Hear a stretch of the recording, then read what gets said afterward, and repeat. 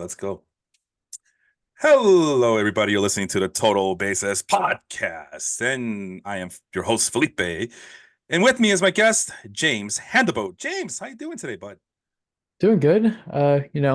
Was looking forward to opening day tomorrow for the Mets, my team. But, we're a little delayed, but trying to get into the baseball mood. And this is very excited to talk about fantasy today, even though it's not my league, but we're here. And if anything, it helps. I have an outside opinion, so be very critical.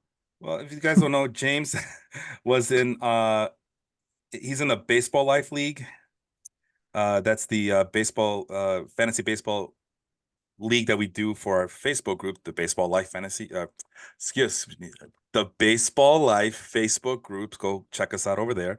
We talk baseball. And yeah, James in 2022 tied my record for most wins in a regular season, and he followed that up by finishing in the bottom fourth. And I got to ask you, what happened? What went wrong? I don't know, You man. know, the better question is, what did you learn last year that you're taking with you this year? I learned last year that luck is a big component. Big component in fantasy. I mean, the year before, I got a little lucky in certain plays that I made, having not a lot of injuries, being able to pick up some big name injured players, like, stash them for later in the year. But, you know, things happen. Last year didn't pan out, but, looking to win this year, though, with our redraft. So we'll see how it goes. But Yeah, we start fresh in that other league. So no keepers. We are keeping three players into the 2025 season. So I'm pretty sure you're excited about your keeper prospects for next season, I'm assuming. yeah, definitely looking forward to it.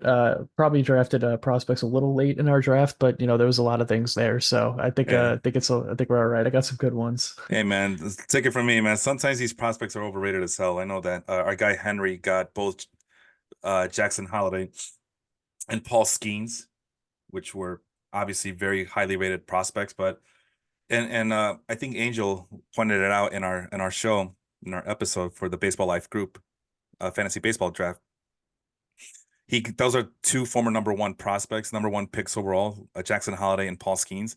And I go, yeah, I did the same thing too in this league when I had both Casey Mize and Royce Lewis.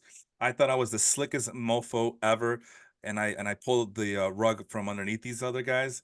And well, we know that Casey Mize is not going to make it. He's not going to win any Cy Young awards anytime soon. And Royce Lewis is clawing his way back into prominence. So good for him at least. So, but he came up as a shortstop, possibly a center fielder, and now he's playing third base. So, Yep, and I picked him up in our league as well, so I'm excited. well, let's see who picks up Royce Lewis in this league. So I see the commissioner is on board, John E, who's been asking, hey, where's the YouTube link? There it is. Some person named Sly is on. That's So, me. oh, that's you. I am Hey, Sly for everybody that's oh, watching. Sly Cooper. So, Yes, that's my. I was a former esports player, so I have my little esports YouTube or my videos on there and stuff. So I'll be chatting from that YouTube account. So funny that you mentioned that because I finally let the league know because we did our keeper show not too long ago, maybe 2 or 3 weeks ago, and I did it with Steve Carey. And I had to I finally explained to him where my team nickname is. As you'll see, I am Team Felipe, and I'm part of the Black Hole Army. The Black Hole Army is the villainous army in the Game Boy Advance hit Advance Wars 2, or actually just Advance Wars, sorry.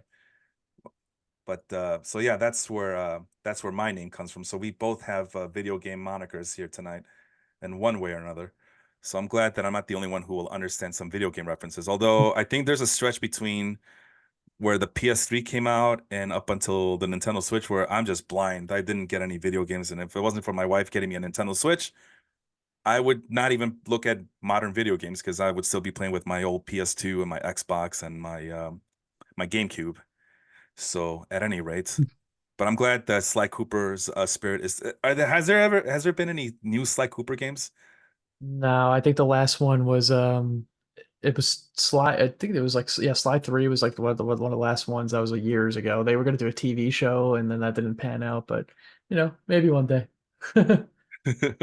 Well, let's get started then. I mean, since John is on, I'm pretty sure he wants us to talk about his team in a glowing fashion. We'll see about that. John made a bunch of trades last year to get a bunch of early round draft picks. So we'll see what he if he succeeded, but he does get the number one pick overall, and he gets Mike Trout over Cody Bellinger, over Evan Phillips, over Manny Machado, over Pablo Lopez, over Yoshinobu Yamamoto. Uh, is was that the right pick to make there, James, or would you have preferred someone else in that spot at the number one hole? Um, I don't know. I mean, it is a keepers league, so I'm sure like, what was available there was a little bit on the more slim side for a first round. I don't think it's a bad pick. I could see it. I don't have any issues with that one, I don't think. Yeah, well, Johnny says I work hard for this year. All right, we'll see about that. And Robert says, yeah, but his team's still gonna suck. Okay, so friendly banter. They're both from Texas. It's all good as long as their guns stay in their pockets, right? Okay, yeehaw. I went with Bo Bichette. Well, before I go any further, any other pick in the top five that you like there, that you see there in front of you, top five pick? I think one interesting one to me is Evan Phillips. I wonder like what the Um, relief market was like, but I mean he's not a bad pick at all. I mean he believe he's like lined up for like one of the main roles there right now, right? I mean, yes, yes. so it Yeah. is the Dodgers, so they're gonna be winning a lot Well, with that team that they have. I'm glad you mentioned Austin's team. That is, he's a Rocket City Trash Pandas. I think you know who Austin is, right? Yeah, of course. Austin Spiro. Yeah, he didn't make the draft, so he's an auto pick. That's why he's kind of highlighted there. And this guy named Tim C, Beer Belly Mashers, he's from Kansas City. He also did not make the draft, and he will be picking auto the entire way. And the Got only it. only other person who does auto is Melvin, but that's until later. So we got a ways to go. Yeah, plenty of relief pitchers, you know, but as you know, James, injuries, bad performances, it could be a very volatile position to be in. So the closer of any team. So, but we'll see how these other teams did with their closers. Me, I picked Bo Bichette. He was on my team last year. I've been keeping him for years and years and years, and this year I decided to just let him go into the wild. And my keepers were Jordan Alvarez and Aaron Judge as my hitters, and I kept three pitchers, and that was Tyler Glasnow, George Kirby, and oh God, I forgot already.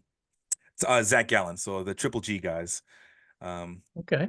yeah, anybody with a letter with the letter G on their name, I was gonna keep this year, and but that meant I had to give up on Bo Bichette, which was really hard to do. I also had Manny Machado last year, and I drafted Pablo Lopez around this time last year as well, but I dropped him like midway through the season because I was in desperate need for pitching, and like, for some reason I had it in my thick head that Pablo Lopez was not that good, and boy was I wrong about that. Yeah. That ended up being my Achilles heel of the pitching staffs. But Bo Bichette just wanted to play it safe, fill up my hitting lineup because I had three pitchers. But looking back, maybe I should have gone with Terry Scuball. What would you have done in that sixth spot?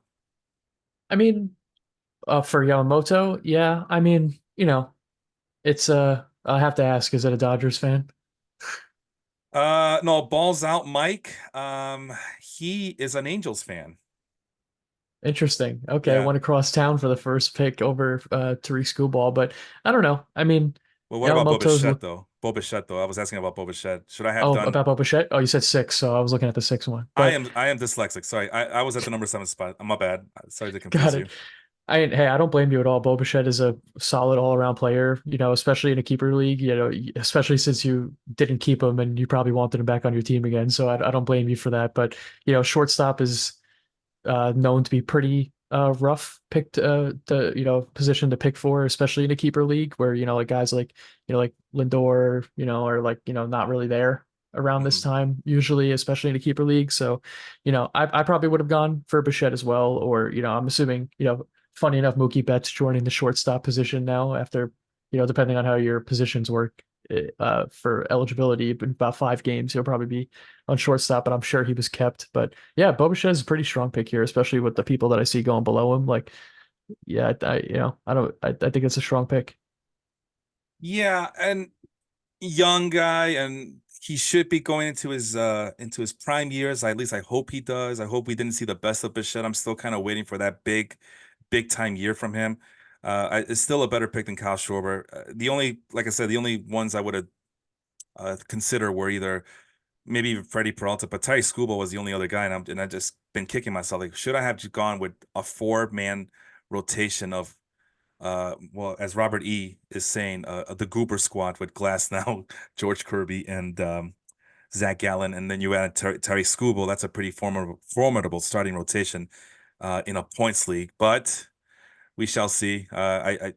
Sometimes, I make fun of people with their homer picks. Either these are players that are on your favorite team, on your favorite real team, or these are former players on your favorite team. Hell, even picking the rivals, I consider that a homer pick. Or you could be like me and you just get attached to these players like, Christian Yelich, Bo Bichette, guys that are on your fantasy team and you're you can't help but draft them. So there's more than so yeah, I've created a new definition for a homer pick.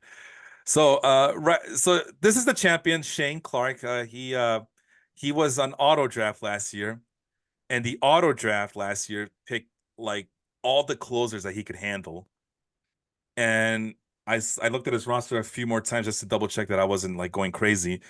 And he basically won with like Zach Eflin as his best starting pitcher and maybe one Wow. more starting pitcher, and it was just nothing but closers and closers. And I'm afraid that he may have unlocked Pandora's box here and made it okay for it just to rely on closers in a points league. What do you think? Is that the new strategy?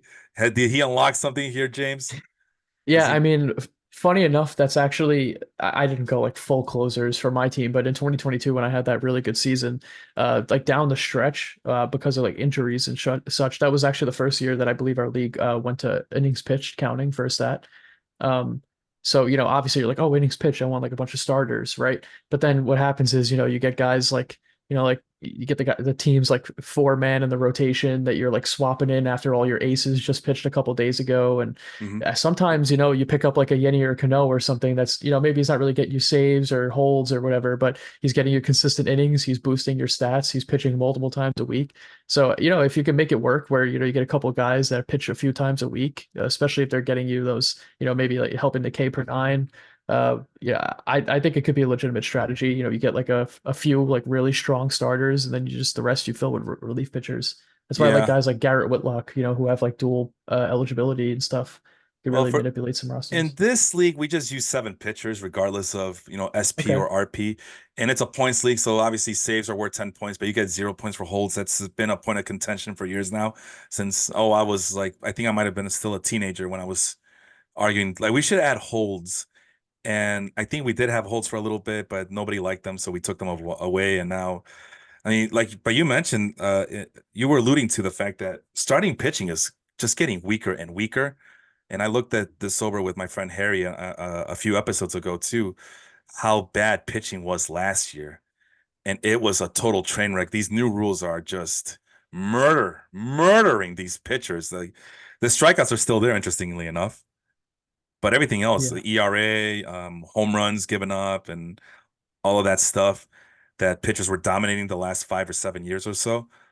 The hitters have taken over, and that's with like batting average is still staying steady. I think maybe slugging and on base went up because of it, and stolen bases definitely went up. But pitching was this week. I don't know if you. I mean, I know you and we play in a semi-weekly league, but I know you must have felt that. I think you may have alluded to the fact that you got to look for four more starting pitchers, and sometimes you got to go on the waiver wire, and there's no one there. Did you struggle finding just spot starters from period to Yeah. period last year? C- Yeah, I mean, my main issue was, especially since we were a keepers league, I think that was, it was, especially down the stretch, Grayson Rodriguez came up last year. He was a prospect I had forever, but, he was getting blasted a lot of the Mm, time he came up. And, it's one of those guys, like, he could just be amazing at any moment. So I wound up having a bunch of these guys in the team I was just holding on to, like, maybe they'll do something. And then it just, it doesn't really, work out. So, especially in a league where, like you just said, I didn't know you had just pitchers slots. yeah, I couldn't blame someone for going for a strat like that. And something a lot of people don't think about too nowadays, beyond like pitching stats, like just being down in general over the last few years with just hitting going up, but uh, pitchers aren't pitching as long either. Right? It's right. a lot of pitchers are out five, maybe you get 6 innings out of a lot of these guys, but you know, what's the difference between having a couple guys that go 5 innings versus like having a couple closers that pitch 2 to 3 times a week? It's you can make a case for it either way. I mean, I barely get, you might get barely get more innings out of a starter that pitches once a week for five, maybe 6 innings versus a couple closers. Johnny has some things to say about his team. He says, I felt that needed a quality starting pitcher and two position players. He got Christian Walker, Mike Trout, and he paired him up with Tyreek Skubal. So, and he felt like pitching was going to come by later. I disagree. I feel like if you there's a certain dead zone. I can't explain where it is. It's kind of a feel thing. When I say I can't explain it, I don't have it memorized, but there is a dead zone um, when you're drafting these pitchers when you realize, oh crap, I'm too late, and you get stuck with like the Kyle Gibsons and the Sonny Grays of the world. Which Sonny Gray isn't that bad, but he's a Cardinal now, so it's kind of shaky as to. What do you think about Sonny Gray this upcoming season? Yeah, I mean, as long as he's not on the Yankees, I have hope for him. But like, it's it's rough. I passed on him this year. I don't remember who I picked over him, but it was between him and somebody else, and I was just like, yeah, you know what? Let's someone else pick Sonny Gray. But he's a solid pitcher. I Yeah, think right. of him and just like, you need like a guy who's going to go out and give you, expectable results where not too much variance. Robert says that our closers peaked for us a few years ago. Now there's a select group. Otherwise, it's risky. I disagree. I mean, yeah, health is always going to be an issue, but I felt like there was about 17 closers I would have been able to consider this upcoming season across all drafts that I took part of this year. But again, the risky part comes where, all of a sudden there's an elbow injury, there's a lat injury, there's an arm injury, there's a shoulder, there's a finger, and it adds up. And guys are now scrambling. I know yours truly is scrambling. I have Paul Sewald in all three of my leagues. Yeah, after hyping him up, and then thankfully it's not his arm, but damn, I did not need that to happen to him with the lat Yeah. injury. And I have Uh, Devin Williams. oh no, yeah. Literally picked him, and then 5 minutes after my pick, the injury news came out. So yeah, it's a lot of luck, but it's okay. I think I doubled it up. I wound up going like Craig Kimbrell. I can't even remember. The draft was so long. I feel like I picked it like 2 weeks ago, but I wound up getting like three other or two to three other closers or something crazy like that.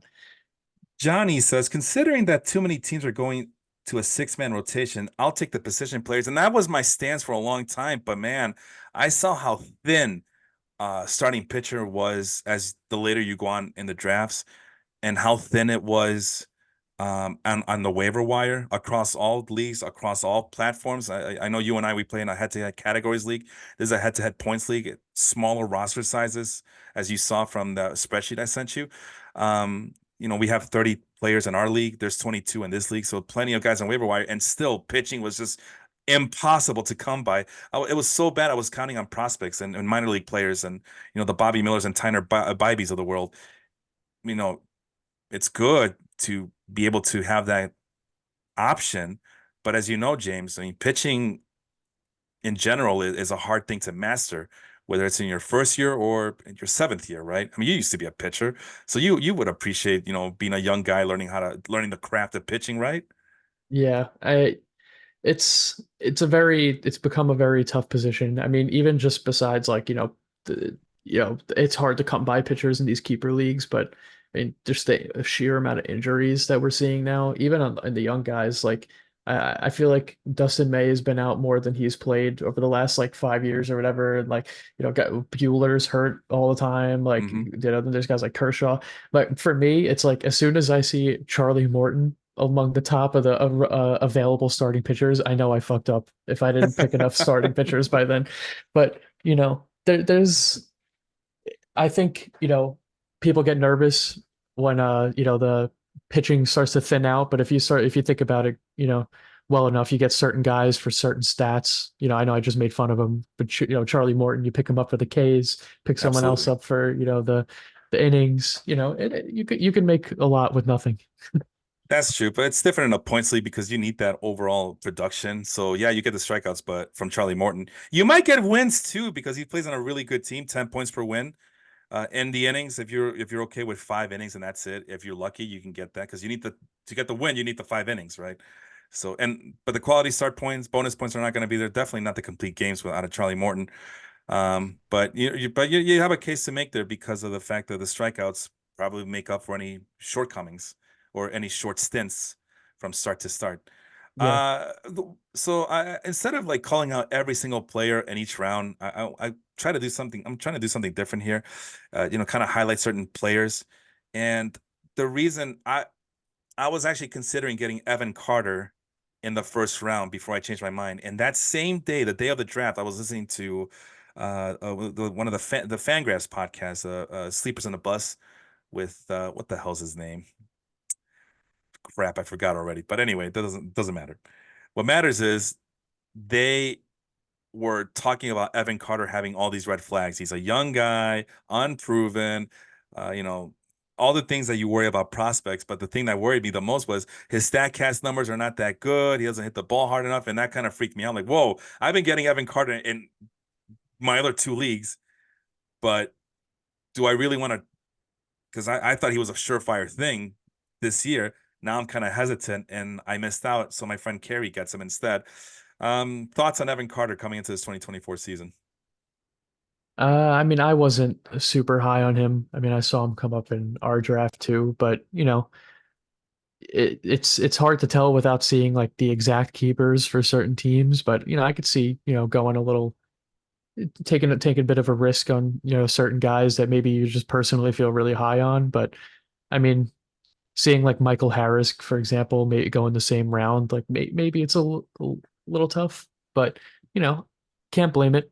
I could see that maybe there's a person, like you said, a little personal homer bias there, like feeling really high on someone. I mean, I had Beatty on my team 2 years in a row, and look where that's got me. So I can't really throw stones. I keep warning you, Mets fans, don't get all the Mets players. Don't, because it's not just the fact that you guys are fighting amongst each other. Because we have like what, five Mets fans in that one league, and it's not just that you're all fighting amongst each other, but you're all reaching. So you guys have to reach because you're trying to outdo the other Mets fans, and that's just a recipe for disaster. I mean, Sean can get away with it, obviously, but the rest of you, I don't know, man. I don't know. It's just Well, I only picked like one Met this year, so I get a congratulations. pass. Good job. Good Well, I job. picked up Alonzo and then I picked up Kellenic at some point, so maybe you counted as two, but I'm uh, counting this too. yeah. Well, Evan Carter, they were talking about his advanced his StatCast number. I have it on the other screen on the Fangraphs page. I'm trying to, as I look for it, and I try to see what the hell are they talking about. 89 mile per hour exit velocity. That's they all can't hit over 90. Okay, the max EV is only at 107. I think they want to see anything above 110. But I don't know. These analytics people are the same people that will tell you, well, sample size is an important thing, but they'll have this stat called max exit velocity, which I get the premise of it. I just don't like using it because it's one. I believe it's just the one time, like the highest velocity you were able to hit, and that doesn't make any sense to me. Launch angle is at 9 degrees, so I guess that's a red flag. But the barrel rate is at 10.3%. My thing with barrel rate, James, and you tell me if I'm wrong. Anything above 10%, I'll take. Is that a good way of seeing barrel rate, or is there a threshold that you're looking for? Do you even use barrel rate at this point? I mean, I don't. Maybe I should use it more for fantasy. I tend to use it more when in a discussion, talking amongst friends about like certain players or anything. But I don't really use it in fantasy as much. But I'd say that's like respectable, especially in today's game where it's like all or nothing. I think it's a pretty respectable number. It's double digits. Now, the one thing is that the expected stats like expected batting average, expected on base, expected slugging, those are all like below. But again, you can argue, well, that's a small sample size. You didn't give it. There was no there was more peaks, not enough valleys. So he didn't get that benefit of going up and down in a regular major league season. He just came out like gangbusters. So his expected data is gonna falter because of it. But these guys were saying that no, that it's there's something fluky about his game, and that is a recipe for disaster. But I would take the what was it, the 46.2% hard hit rate. I'm happy with that. And just to give you guys an idea what a 46.2 hard hit rate gives you, that puts you in the vicinity of Anthony Santander, Max Muncy, Lourdes Gurriel, veteran players. Bryce Harper at 46.8. Last I checked, he was pretty good. Seiya Suzuki, 48%. So I don't know what the problem is, but I mean, Yeah. these other guys are the experts, and I'm just a fan here. So anyway, But that brings us to another guy that I just saw on that Statcast leaderboard, Tristan Cassis, who's my pick. And I don't mean to just focus on my players, although it is my show, so I get to do whatever I want. All right? But this was a point of contention with everybody because well, first and foremost, James, as you know, I try my darndest to get Tristan Cassis in our league. I tried to get him in the other league, the other fantasy league that I'm in, and I was not gonna let him go in this league. So I had a chance to get Michael Harris. I needed a center fielder, but I refused to let go of Tristan Cassis. So I grabbed on tight and I drafted him and I went into the chat and I said, "Yes, I finally got him." And the response, especially from John E, was, "You can have him. Nobody cares. Who cares? Who?" I think I did hear some guy say, "Who the hell is Tristan Cassis?" So and I asked, "Wait, are you telling me we're in a keeper league and you guys have never heard of Tristan Cassis before, or what am I misinterpreting here?" And Johnny, I'll give him his props for chiming in and say, "Hey, listen, man, it's not that we don't trust Tristan Cassis. I'm sorry, it's not that we don't like or we don't know who Tristan Cassis is. We don't trust him." So, James, do you at least trust Tristan Cassis? What do you think? I don't know. I think we saw a good bit from him, so far. I could see to trust him. I mean, I'm seeing, you know, uh, first base is a pretty open position, but there's not a lot of guys that you get there that aren't gonna hurt you super bad and like one stat versus another. So I think Cassis is pretty. He looks to be a pretty good all around player. He's at Boston, good hitters park and everything too. So it's like I think he could really succeed there, and you know he's gonna have a good prime spot in the lineup too, probably there. So I could see it. Even though it took you a minute and 9 seconds to pick him, so maybe you weren't dying that hard to get him, but Well, you keep in mind, I was babysitting on my own that night. Okay, got it. so it's kind of hard, but then I was considering like Royce Lewis and Michael Harris as well, and maybe Will Smith to get fulfill my catching. But yeah, I mean, knowing myself, there was no way I was gonna pick a catcher that early. But I really had to think about it because yeah, Cole Reagans was around, Royce Lewis was around. Who else was around in the third round? Aaron Nola, I guess, to a lesser extent. But yeah, it was between those three guys. There's always like a list of two or three guys that you're considering. But Michael Harris would have filled out that center field position. He went to Kohler's team. He's a big Houston Astros fan, last I checked, and he got him. Then that was basically the best center fielder you can get in this draft. Other than that, it's a straight downhill. Like I didn't even bother with looking at center field for like a long, long, long, long time. So, Yeah. but at first base, I mean, we'll take a look.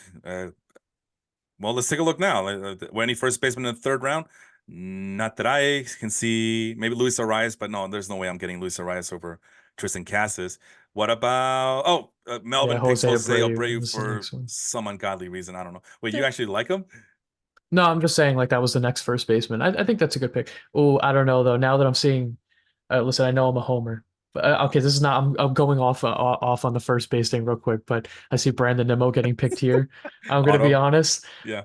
Like I I think I would have picked Brandon Nimmo over Michael Harris. Personal opinion. I'm trying to be as unbiased as I can, but Sure. and I think that might be a little early when some of these other guys are available down there, especially with some of the people that went after him. But yeah, I don't know. I'm okay with the Tristan Cassis pick, especially since the next available thing was Jose Abreu. And Bro, Spencer Steer was another guy I was considering, but that was too early. I think that was too early for him. yeah, He's a more of a safe floor guy than a top lift guy for me. Well, Kaz is, I mean, I just think the world of him. I really do. I had him for a minute last year, and I just think the world of him. And that's just, but look at me, I'm gushing over some guy I don't even know personally, but that's why I'm considering that like kind of a homer pick because it's a guy I've grown attached to, a guy that I've been paying attention to in his minor league career, and I want him and I got him. And I was heartbroken when I couldn't get him in the other leagues. I'm just double checking to see if Nolan Jones had any first base eligibility in this league. So, but this thing is being stupid. Any other first baseman in the fifth and sixth rounds while we uh, chat away? Let's see here. Not that I see in the fifth round. William Contreras might qualify at first base, Naylor. That's about it. and that was my backup plan, Josh Naylor, which I'm done with backup plans. I wanted the primary guy. So if Cass wasn't going to be there, then I would have waited around the sixth round for Josh Naylor. But I know that Robert also likes him, so That would have been that would have been interesting to see who would have gotten to him first. Nolan Jones does not qualify at first base at the CBS Sports website, so that's where we're having. That's the league that's the website that's running our league this year, or Got it. been running the league since like its inception in 2002. Um, before we move on to the third round, and I promise we'll go quicker than this. Did you like any picks after the Tristan Cassis selection? Yeah, I like, the Royce Lewis pick. I think he's coming back this year, he's playing at third base, tough position too. I mean, for me, it's like shortstop, third base. Those are, and center field are probably, or and catcher, obviously, but those are like the hardest positions to really draft for if you don't have a keeper for that. So, I think he could have a pretty good year. So I think it's a good pick, especially after guys like, I like Ketel Marte, but I've had my issues with him being a fantasy owner of his over the years. Same, yeah, same. I probably would have gone Royce Lewis before that. I mean, but different position. But yeah, I think Royce Lewis is probably a really good pick here. But I see we have a comment asking what we think about Nimmo. I definitely would have picked him over Michael Harris for sure. I know listen. I know it might seem as a homer. I'm a Met fan, but I also get to see him more than anyone else. I will say I think this year, I mean, I'm sure you drafted before the Mets signed JD Martinez the other day, Yeah, we but did. Yeah. you know, a guy like Nimmo who just gets on base all the time, batting in front of Lindor, Alonso, JD Martinez, Alvarez, like you're especially in a points league. I don't know. I mean, I know you're going to get like the steals with Harris, but Nimmo's been working in the offseason every year on getting better at stealing bases. He Hey, did it hold last on year. now. Oh, I see. Okay, never. I thought you were saying he's been working in the offseason. Hold on. Michael Harris is a pretty hard worker himself. Yeah, no, I just mean like Nemo's one of those guys. Like I need to be good at every part of the game. He's Yeah. been getting better every year with the running on the bases and everything. He scores a lot. He's been stealing more. I would have picked him over Harris, my personal opinion, especially since Nemo won 2 rounds later. I don't know. But Yeah, Johnny's saying that he Harris was a reach. I disagree. I mean, center field is weak as hell. There's yeah, really but no center fielders. Nemo going 2 rounds later, I don't know. Yeah, but I mean, I see what you're saying. I really do. But okay, let's see. What's the projected here? 437.5 according to CBS for Michael Harris. Where did Nemo go? Here? Fifth round, I believe, Okay. fourth round. Oh, Yeah. wow. 440. Maybe you might have convinced me. But he did go to the auto team, so who knows if anybody else was interested in Brandon Nimmo as one of the auto teams got him. Who's the other center Yeah. fielder here? Nobody in the fifth round. Cedric Mullins right there. Yeah, and I see I were that if I was worried about center field, then I would have gotten Michael Harris just to avoid getting Cedric Mullins. But once Harris was gone, personally, I was done with center field until later in the draft. Like I could wait because everybody Yeah. else near at well, you'll see. Anyway, some more comments. The, Carter in round two. Nope, it's a keeper league. How is he not going in round two? I don't get it. But anyway, but maybe Robert's an Astros fan. I don't know. Maybe he has an anti-Rangers bias. We'll see. I thought Torres was a reach too. I'm not high on him, but yeah, that goes to Robert E's team. That's what Johnny is saying. Johnny's having a hell of a draft, though. I don't know. James, you tell me. Ketel Marte or Gleyber Torres? Who would you rather have at second base? I know I said I didn't really like Ketel Marte that much, but I definitely pick him over Glaber. I'm going to Now, be is that your honest. Mets anti-Yankee bias or what? No, I'm just not really big on Glaber at all. And it's not even if I wasn't a Met fan, I have no problem with the Yankees. I don't. I think that other than the Subway Series, if you're not in the Subway Series, the rivalry doesn't make sense. So like I don't know. I would have taken Cattell over Glaber, which did happen here. Cattell went first, so but I'm definitely higher on Cattell.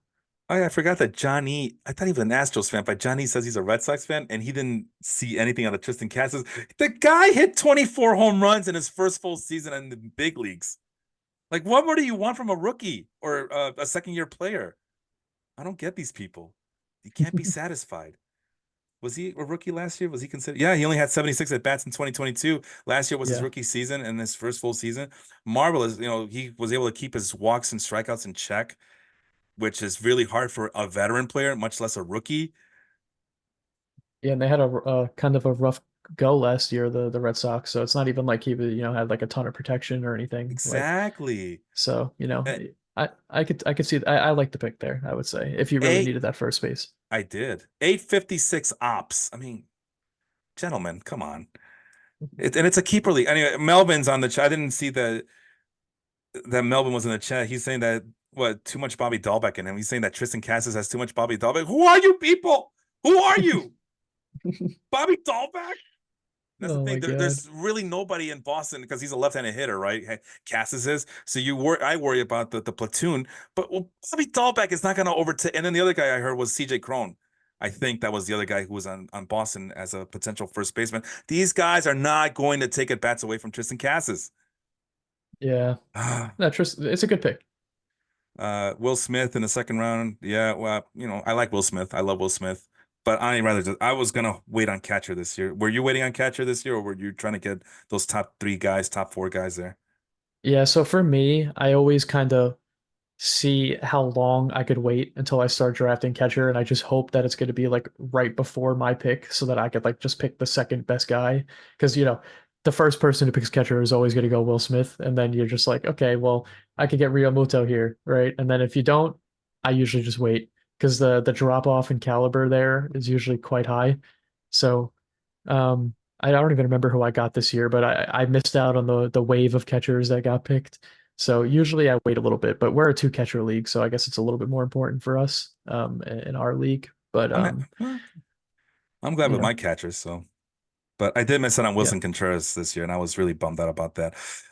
Johnny's having himself a really good draft so far. He's taking advantage of those early round picks that he got last year.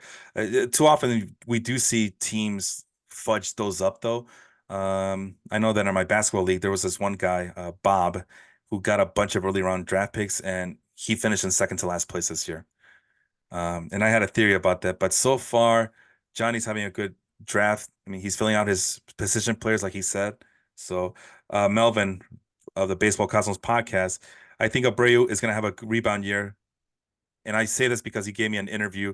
As you know, James, or you may or may not know, but Baseball Cosmos is now not certified. What's the other word?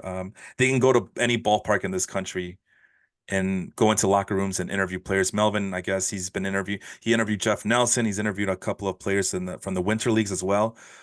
So he has that kind of power. So maybe Melvin knows something that we don't know about Jose Abreu this year.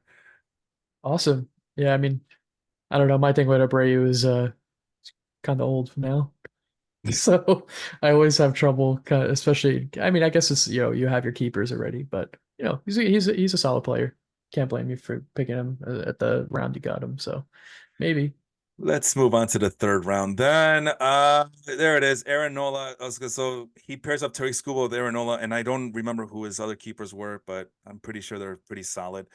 Uh, Robert, the commissioner, gets Heimer Candelario. I thought that was way too soon, but I he must really like him, so we'll give him that. I'm not. Austin goes with Logan Webb. Bobby Miller goes to Kohler. I think that was. I don't know about the Bobby Miller pick, man, but I guess he's better than you, Darvish. And I'm not trusting Justin Steele this year. I never liked Merrill Kelly. Um, and then Johnny's. I mean, you see his name just pop up every time. The Aaron Nola. Johnny also got Adolis Garcia. Johnny also got Merrill Kelly. Um, he's filling out his lineup, isn't he? Yeah, That roster's getting filled out real good. Okay. I would say I'm not big on Nola anymore though. I don't think last year was a fluke. I'm gonna be honest. Yeah, those he's giving up on the fastball, throwing more breaking pitches, more curveballs. And that's just the state of baseball that we're in right now, where pitchers are being told, "Hey, throw your best pitch like as much as you can." And I Yeah, don't know. Have you ever threw a curveball? And if you did, how confident were you in throwing it? Let's say at about a 45% clip. that's actually what I did for the most part. So I threw a little bit slower than some of the other guys. So I had like that 3/4 angle, very low, almost sidearm. So had like that like big ass slurve. So I threw that most of the time. You're not really gonna look too good coming out after a guy throwing 90 if you're throwing 83 fastballs. So you got to mix it up a little bit. But I don't know. Once I look at this pick though a little bit more, and I realize some of the guys that went after, that's probably the highest ceiling you're going to get at that pick with everyone else that went there. You know, I'm Yeah. not high on him, but he does have, he was, in Cy Young contention in years past, so Yep. could do something. And like I always say on this podcast, sometimes older is better at starting pitching. Sometimes. Melvin says Heimer Candelario is lucky Noelvi Marte got suspended because he was not going to see a lot of action. I disagree. They gave him that contract to be there for a reason, and he was going to get as much playing time as possible, despite the fact that they had all those young players coming up or solidifying roster spots this upcoming season. I don't know. I think he would have been good either way, but yeah, Noelvi Marte definitely opens up more playing time than anticipated. Um, I got Xander Bogarts, so shame on me. I got two shortstops, but I'm banking on the idea that Xander Bogarts will eventually be my second baseman, which means that I have a big hole at second base, but I couldn't pass him up. I've been questioning myself, was this the right thing to do? Like I've already questioned myself, should I have gotten Tariq Skubal over Bo Bichette? Should I have gotten Xander Bogarts, or was that the right thing to do? Was get Xander Bogarts over, I don't know, Nico Horner and really solidify second base and not have to worry about Xander Bogart becoming eligible eventually. Whereas we go into the fourth round, I missed out on Grayson Rodriguez. I missed out on Dylan Cease, Joe Ryan, Brandon Nimmo. So I don't know. What do you think, Xander Bogarts? Was that the right thing to do over some of these other players that were selected afterwards? Um, I mean, if I think it might have been a little overreach to bank on the second base, but I mean, it's still a good pick. I'm a big Bogarts guy. Also, I've had him for a few years. You know, especially in a points league, he gets you a lot of numbers. I don't think it's a bad pick in any way. I mean, seeing some of the guys that went after, maybe you'd second guess yourself, but it's not a horrible pick in my eyes. So if you had your vision, and I think it's fine. Yeah, the vision was that I was just adapting basically I was just getting what these guys were giving me, right? You guys want to give me Xander Bogaerts in the third round when I could have easily gotten him in the first or second round, or I could have seen him go in the first and second round. I'll take it. I'll take a first and second round talent in a five keeper team league like that in the third round. No hesitation, no question about it. Johnny says that I used to throw breaking pitches 33% of the time, and I threw fastball at numerous seams, numerous angles 60% of the time. Wait, I'm missing a number. So what was he doing 7% of the time? Knuckleballs? Uh, Makes you think. Let's move on. Fourth round. Let's see here. Grayson Rodriguez. That one crushed me. But at this point of the draft, James, I had a strategy. Now you talk about vision here. I had a strategy, and the strategy was I wanted four pitchers. I wanted at least two out of these four pitchers: Grayson Rodriguez, Joe Ryan, Zach Eflin, and Bryce Miller. So I missed out on Rodriguez already, and the auto team picked Joe Ryan and Brandon Nimmo back to back. So I got Zach Eflin. The people made the picks for me, so I'm happy with that. I'm kind of second guessing myself in our league where I picked Joe Ryan over Zach Eflin. And when I had Angel on, I did second guess myself. But who would you have rather gotten in that spot, Joe Ryan or Zach Eflin? Who do you believe more in? mm, I'm gonna go with Eflin purely because of Tampa Bay Magic. Everybody that goes there becomes a different player. Whoa, whoa, whoa! What about Minnesota Twins magic? I mean, come on, they got some good pitchers up there too. Let's not Yeah, but it's sleep still on them. Minnesota. Oh God. Yeah, I don't know. I can see either, but you know, Tampa Bay has some way of like reviving people's careers and turning them into completely different players. So I always have a Tampa Bay bias there, especially with pitchers. Absolutely. I don't blame you. But as Angel pointed out, he's a big Rays fan, and I'm wearing my Rays hat I guess, in honor of him unintentionally. There is something to be said about how come their pitchers are always hurt though. Shane McClanahan, Jeffrey Springs, all these really good pitchers, and yeah, they got the magic, but they don't have the magic for them to stay healthy. You know who else is like that? Who gets a high reputation of being able to develop pitchers and this and that and the other, but they can't stay healthy either. You just mentioned them, man. You mentioned three guys. Oh, these pitchers always hurt. Clayton Kershaw, Dustin Yep, May, the Dodgers, the yep. LA Dodgers. It's always the teams that know how to develop pitchers that always see them get hurt. But these are the same teams that kind of baby these guys a little bit too much. So I don't know what to make of it, man. And Dodger Stadium is supposed to be a pitcher-friendly park. I believe that the Rays Tropicana Field is also supposed to be a neutral. At least that's the reputation, right? Correct me if I'm wrong there, but I always thought that Tropicana Field was kind of a neutral, more towards pitching friendly ballpark than not. So I don't know what to make of it, man. I honestly don't know. Meanwhile, you got these guys like Justin Verlander and Max Scherzer, notwithstanding the last couple of seasons, they just age like wine, and I can't explain it. So it's weird. Yeah. I like the Nolan Jones pick by Mike. I also like the Chris Bassett pick by Austin, but he's on the Autobot, so it doesn't count. Advert Alzolay was kind of shocking going to Robert's team. Let's find out who else was available at closer. Joanne Durant. Ooh, that's a tough one to take. But you see, Camilo Doval also went, David Bednar. So now you're seeing a wave of relief pitchers going in the last couple of rounds. Who out of this list was the better option? Was it Alzolay? Was it Doval? Was it Duran and his injuries, or was it David Bednar? Hmm. I don't know. I feel like for me, it's between like Durant or Doval probably, Pick but one. Gun to your I'll, head. I'll probably say Durant. Good. Even with his injury right now, I forgot what the injury was, but it can't be good. Yeah, I mean, I'm not 100% sure, but I mean, it, talking healthiness, I would say Durant, but with injury, I'd go Duvall probably. There you go. There you go. I know Doval, he'd be a little wild, and that's my issue with him as well. The injury is, oh, it's an oblique muscle. Phew. Out until at least April 22nd. So we'll be lucky if he comes back within a month. But like I said, at least it's not his arm. Anybody else you like in that fifth round there, James? Mm, not too sure. I mean, definitely not. I mean, it depends on what was available here. Definitely not a huge fan of the Verlander pick. Isn't he out now too for a while? He's out for a while. I think July was the timetable for him. I'll double check, but yeah. But who picked them? Let's see. What's the team? Oh, Johnny. Well, he has like a million early round Oh picks, yeah, so yeah. Yeah, never mind. That's fine. he can afford it. Yeah, He's I mean, the interesting one for me here, like that has like maybe like a maybe a good ceiling. I don't know. I'm a little high on CJ Abrams. He's on the Washington. He's going to see a lot of time.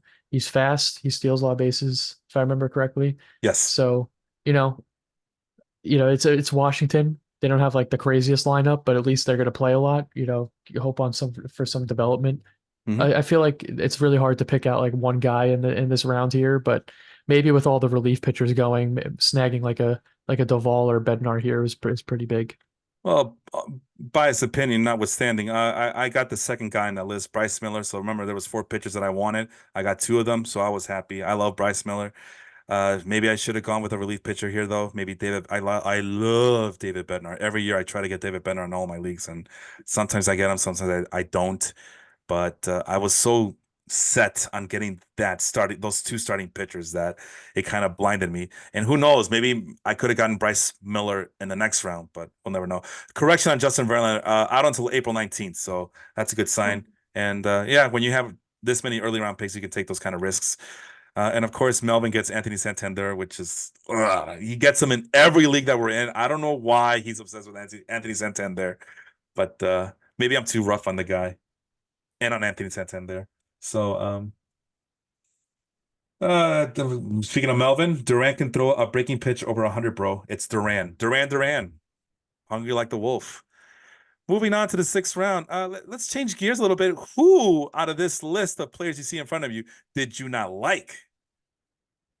I mean, we just talked about it a little bit before. Did you know Seawald was hurt before you picked him or no? Sewell? No. He was healthy. Okay. All right. So Yeah. then I'll think a little bit differently about that one, but not like, hmm, I'm not huge on Helsley. I'm not gonna lie, but I mean, maybe Yeah. with all the relief pitchers going, but He's starting to look yeah, pretty good at this point, doesn't he? yeah. I'll say for this round, I was gonna say Sale, but you have so many pitchers, it doesn't even matter. You're looking at the last part of the year there, but yeah, I mean, it's hard to pick here. Maybe I'll say Salvador. I mean, Contreras and Will Smith have gone at this point already. I don't know what the keepers were like, but not really big on Perez at all. Like Yeah. he's wearing down not too nicely right now. Gonna he's in Kansas City. Like especially when I know a Homer again, but like younger guys like Alvarez and stuff are probably still available at this point unless they've been kept. But Yeah, I'm not big on Perez. I'd say probably that, assuming that you knew, like you said, Seawald was healthy at the time. I did So not know, but listen, look at the timeline here. The morning of the draft, all right, it was Sunday, March 24th, the morning of the draft. The last update from CBS was Paul Sewell, no runs allowed, through a scoreless ninth inning. I'm like, all right, my guy is ready to go. I've been drafting him in all my other leagues, so I'm definitely going to draft him in this league. I'm going to practice what I preach. The next day, Monday, March 25th at 6:43 p.m. Eastern, Paul Sewell starting the season on the IL.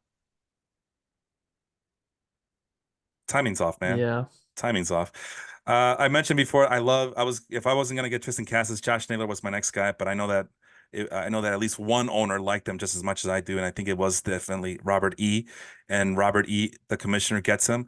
Um, so that sucked for me. I like the William Contreras pick. I know I've been waiting on catchers for a while, but give me a Contreras, any Contreras, and I'll be happy.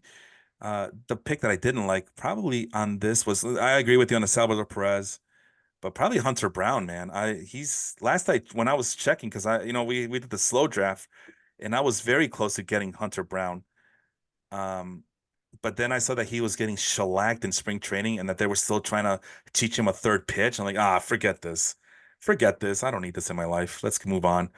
And I don't know what to make of Christian Javier because I was high on him the last couple of seasons, but he looked dog tired last year. So I don't know.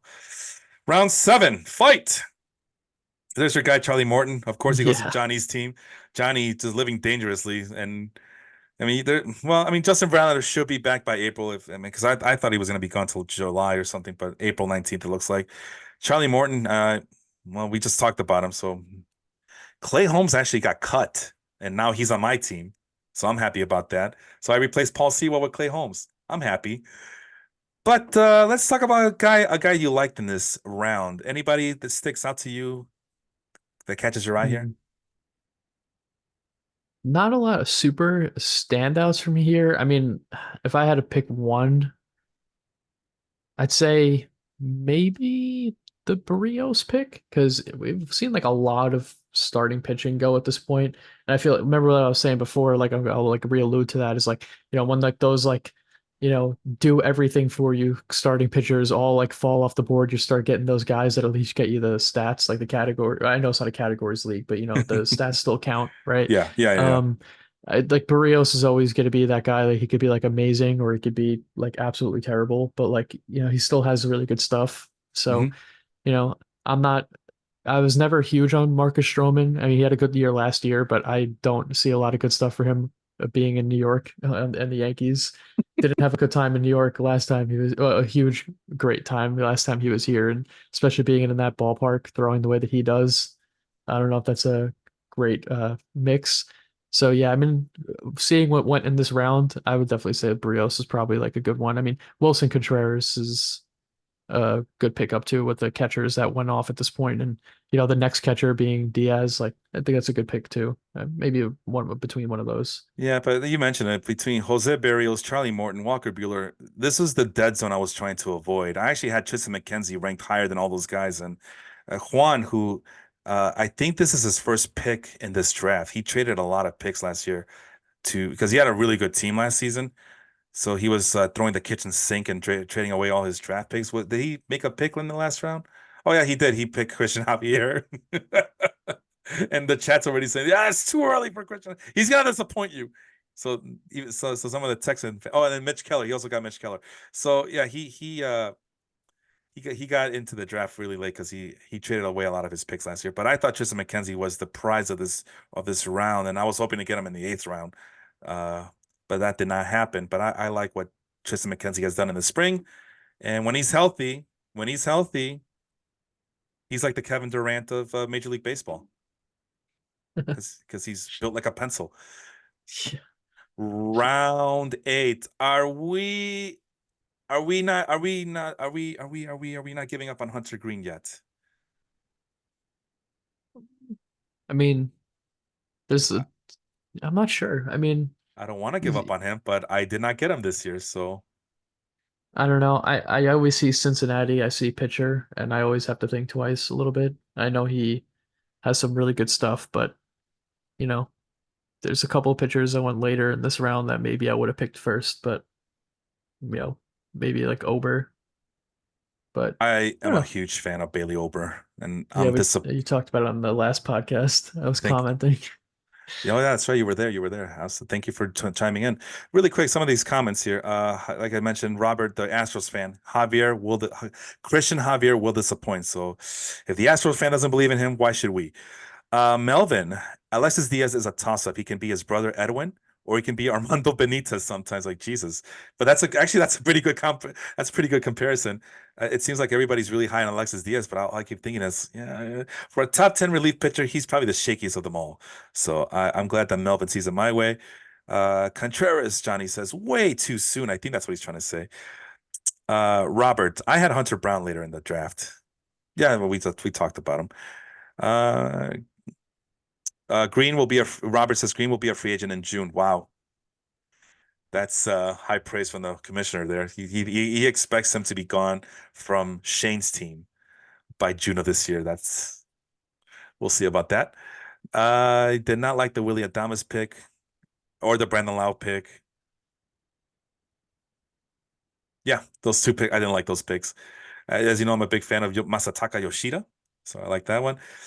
I was thinking of getting Vinny Pasquantino as my utility guy, but Carey took him from me. So I figure, you know what, I need a second baseman, right? Because I'm waiting on Xander Bogaerts to get uh, qualification there. So Hassan Kim will be my second baseman coming into the season in the interim. So and he also qualifies as shortstop, third Yep. base, second base. So I'm happy with that. But Mike also got him. So I mean, this is a really good round for a middle infielder. So even if I'm dissing Brandon Lau, and even if I'm dissing Willie Adames, it's not too shabby. You could do a lot worse, as we're gonna find out at the middle infield position. We don't have middle infield or corner infield positions though. Just to let you know there, James.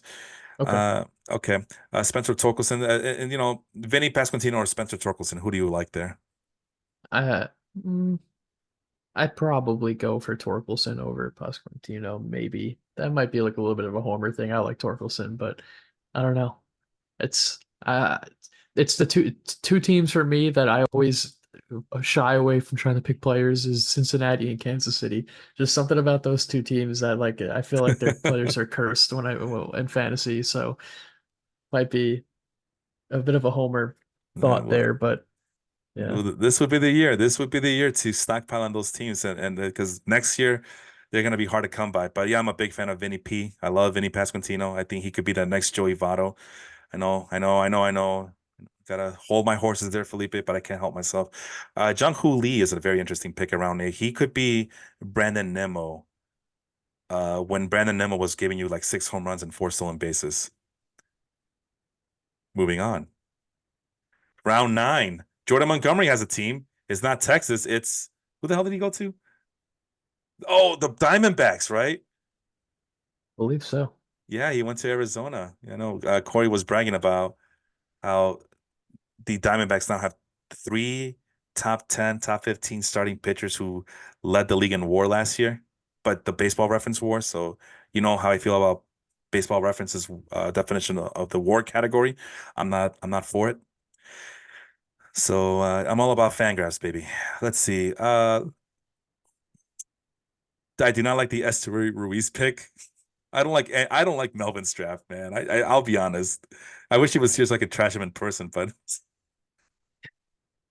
Yeah, is there any positive about Esteury Ruiz, man? I don't see it. Aside from stolen stolen bases. bases. That's it. Aside from that, Yeah. that's it. Okay. And a points league, you think that'll work? Uh I don't know. I mean, yeah, if it's not categories, it might be. It's a little bit tougher of a pill to swallow, I think. Other players I like here is Sean Murphy at catcher. That's a really good catcher to get this late in the draft, especially after the big names went by. To get a catcher of his caliber in round 9, that's a pretty decent steal. Who do you not like besides Esteury Ruiz in this round? Mm. Uh, I know Lane Thomas had a good year last year. I'm not personally that high on him. I feel I like he's just like one of I those agree. weird guys. Like, and especially at like right field, like those corner outfield positions, I feel like you could just get anywhere in the draft and like get something out of it. Like, I always like worry with I feel like Lane Thomas is just one of those guys who's just gonna be like okay for like a long time. You know what I mean? Like he's not gonna shine, but he's not gonna be like horrible either. So, I guess. but I think Asturi Ruiz is probably the worst one in this round, maybe. And I got Isaac Paredes as my third baseman. Remember, I needed a third baseman too. I had Manny Machado last year, so I'm going with Isaac Paredes, and we'll see what happens. Really, I have an ace up my sleeve at the moment. I just need to get creative with my roster. Like I said, you only have 22 players here, but I definitely have an ace up my sleeve. Jeff McNeil, I know you like that pick, but that went to the auto team, so who knows if Tim was around, if he would have picked him this in the ninth round. And the reason why the name column is so huge is because of Christian Encarnacion Strand, the man with a million letters in his name. Yuri Perez. Ouch. I like Yuri Perez, but not if he's going to be hurt. So that Yeah, sucks for him. And let's move on to the round 10. Are you hungry? yeah. Jake Berger. I Yeah. hate that guy. Cannot stand him. Really? Shane going with back-to-back Marlins players and Tanner Scott and Jake Berger. Well, what's the deal with Berger? Is it not enough pickles? Too much Yeah, cheese? you know what it is? He's just one of those guys that like I feel like was always on the waiver wire. And Hmm. it's like you need like to fill a spot and you're like, oh look, Jake Berger's hot right now. And then you Uh-huh. pick him up and then he's absolute horrible, like just trash for like a month after that. I don't know. I'm not high on him at all. You're telling me there's no value in a guy that gets you a 317 on base percentage and a 30% strikeout rate? What are you talking about? Yeah, and his name sucks. He needs to be paired with Paul Fry Yeah. and also James Hot Dog, the second Yeah. baseman. Okay, I'll stop now. Seth Beer and Jake Burger. I actually had a burger before I came onto the show, so a cheeseburger. But I told my wife, give me the Jake Burger, hold the onions. So back to actually, you can say back to back awful picks. Jake Berger, Chris Bryant. When there's a perfectly good, healthy Seiya Suzuki who is beating the crap out of the ball in spring training this year, I think those guys dropped the ball there. With Seiya being available, Jordan Walker being available. I like the Seiya Suzuki and Walker picks, especially considering that Berger and Bryant were picked ahead of those guys. Mike finding Bryson Stott. I my dream, James, coming into all my drafts. I want to get both Bryce Miller and Brian Wu on my team. And it finally happened in this league. And of course, Brian Wu. I've been bragging. Well, it's Paul Sewell. It's just a lat. He'll be fine. It's not his arm. Same thing with Joan Durant. Well, I don't have Joan Durant, but hey, it's not his arm. It's just an oblique muscle. He'll be fine. No, Brian Wu has an actual arm injury, and that's kind of scaring me at the moment. So, but it's I can't cut him. I can't cut him. I can't do it. I just gotta hold on for dear life.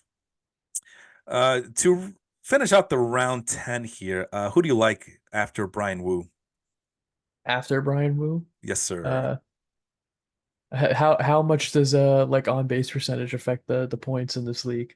You Yeah, know is it what? like a big I've been trying to figure that out, but because on base percentage is as you know, I'm a big fan of on base percentage. I don't look at batting average. I don't look at anything else. I look at a player's on base percentage, especially in leagues like ours, especially when I don't have time to go on my Fangraphs machine and I'm just trying to set my lineup really quickly. I like to see how did that player do in the last, I don't know, 10 to 14 days. What's his on base percentage like? And that's why I'm so high on Ivan Herrera. Oops. I just mentioned a player that I was trying to keep a secret, but the secret's out. I'm a big fan of Ivan Herrera because last year he showed that he can, even though he didn't hit for much pop, every time I was thinking of starting because we're in a two catcher league, right? So there's Ivan Herrera on my roster. Should I start him? Well, it looks like the last 2 weeks he's posted a 340 on base percentage. Sign him, put him in there. Let's go. 340.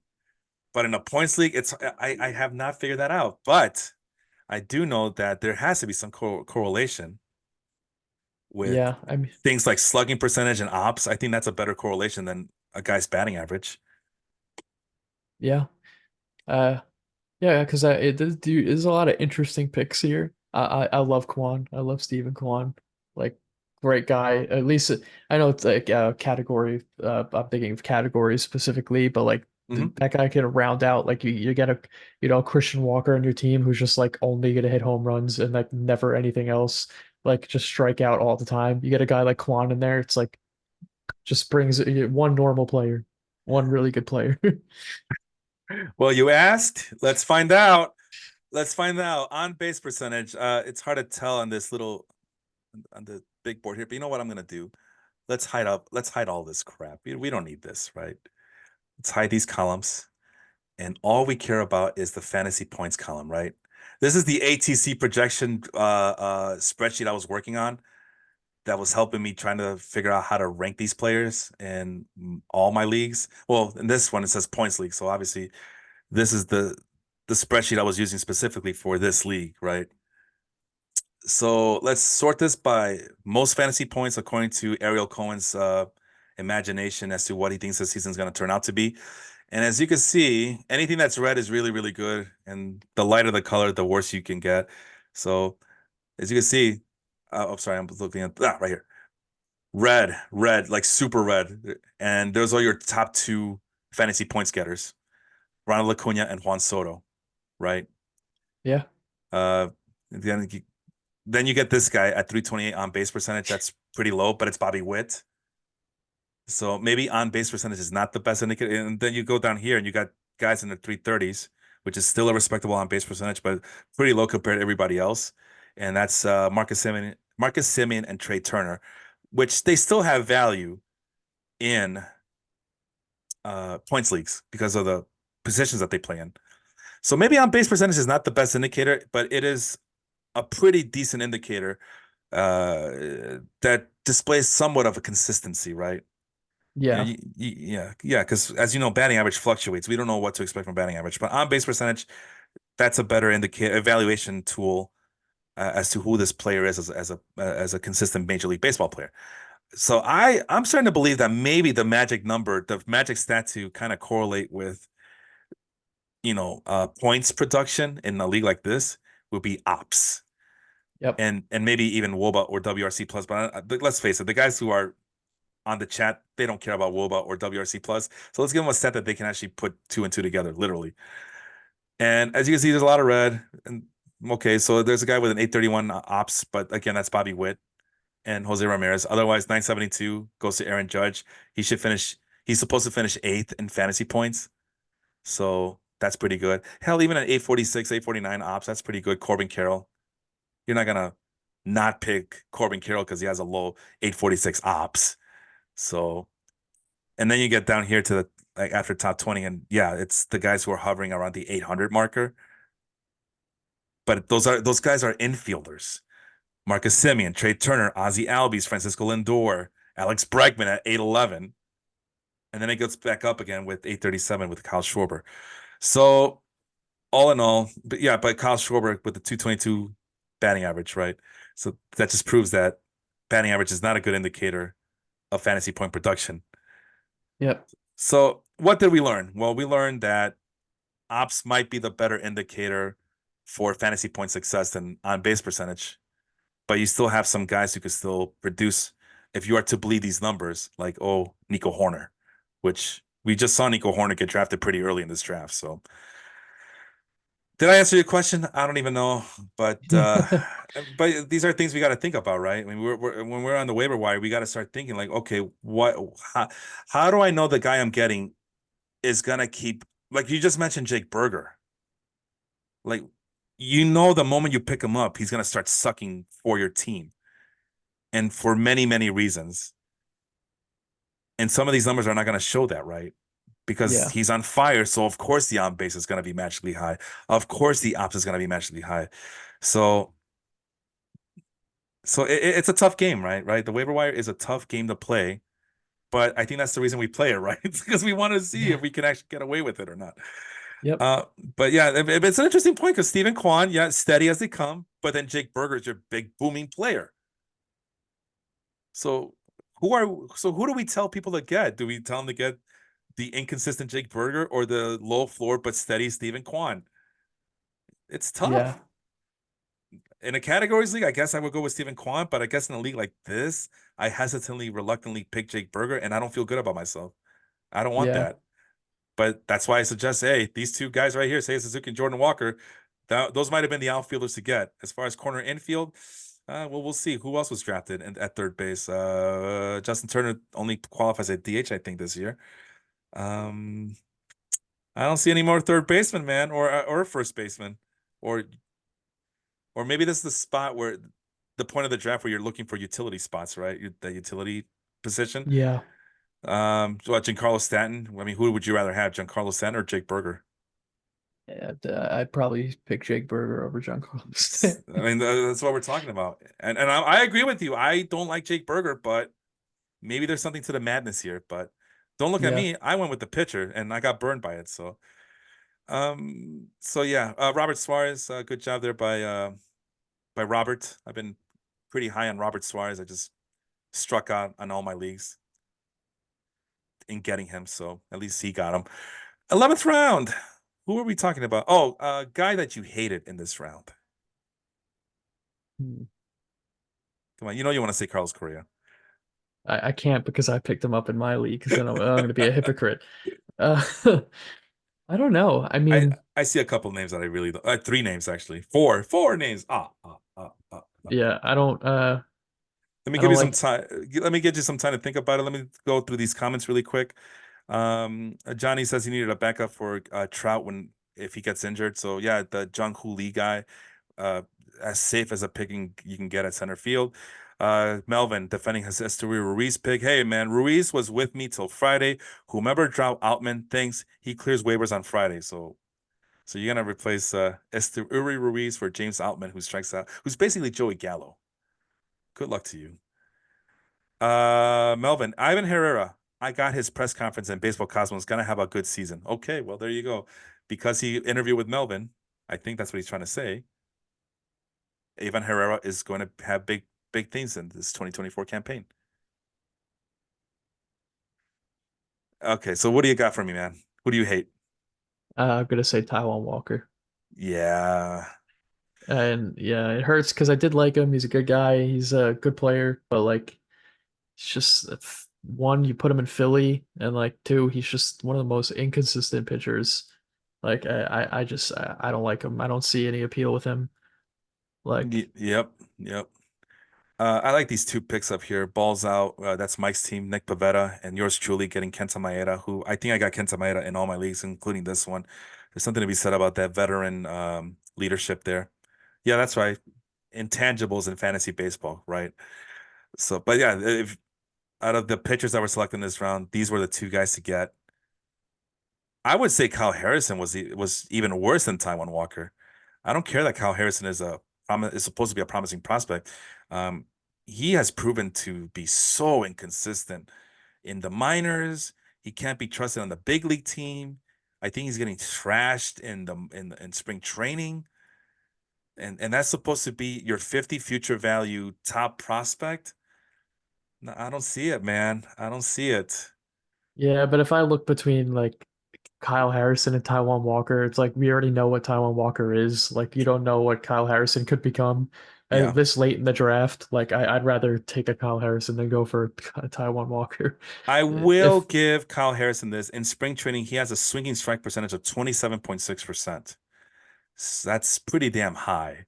So at least he's missing bats, but the results are not there. I mean, the strikeouts are there, but he's walking per nine, 5.68. But hey, you know what? In this crazy, wacky baseball era, that's good enough to get you a Cy Young award now. Blake Snell yeah, broke barriers last year, so maybe I'm wrong. Maybe I'm too harsh on the kid. He's only 22. Yeah, he's only 22 years old. Maybe it's me. Maybe I'm the problem. Ian Happ has a hamstring issue. It seems like he's been fighting hamstring problems all spring training long. So, but Shane picked him in the last pick of the 11th round to the 12th round. Our favorite players, Sonny Gray and Jack Flaherty and Kodai Senga. What the hell is going on here? I mean, hey, if you look at all the pitchers that have been getting taken to this point, like, you know, I give him a pass.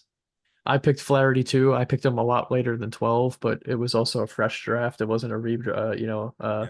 keepers. Yeah.